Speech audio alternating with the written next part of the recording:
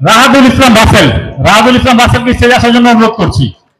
এরপর বক্তব্য নিয়ে আসবেন মোহাম্মদ রনি মিয়া, তারপর মোহাম্মদ সাজিদ হোসেন।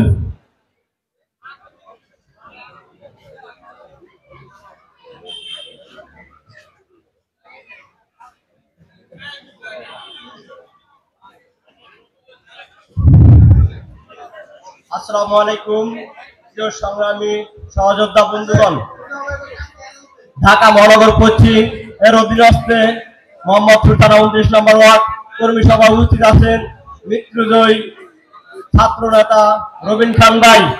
আরো উপস্থিত রয়েছেন ঢাকা মহানগর পশ্চিম ছাত্র দলের মৃত্যুজয়ী রাজপথের সংগ্রামী ছাত্র নেতা রবিন খান আকরাম আহমেদ ভাই।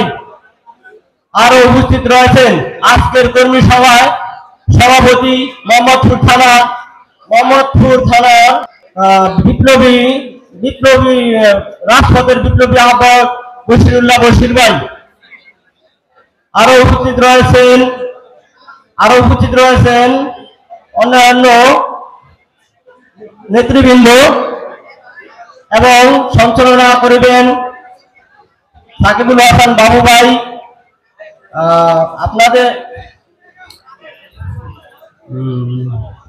আপনারা জানেন দীর্ঘদিন ধরে আমরা রাজপথে ছিলাম এবং রাজপথে থাকবো।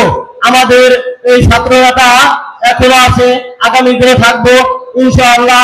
আমাদের একটি সুশৃঙ্খল কমিটি করার জন্য আমার আবেদন রইল 29 নম্বর ওয়ার্ড একটা সুন্দর সুশৃঙ্খল একটা কমিটি গঠন করে দিবেন। আমি এই বলে আমার সংক্ষিপ্ত বক্তব্য শেষ করছি।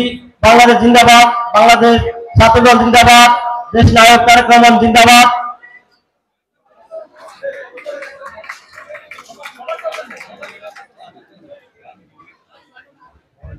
ধন্যবাদ রাহাদুল ইসলাম রাসেল।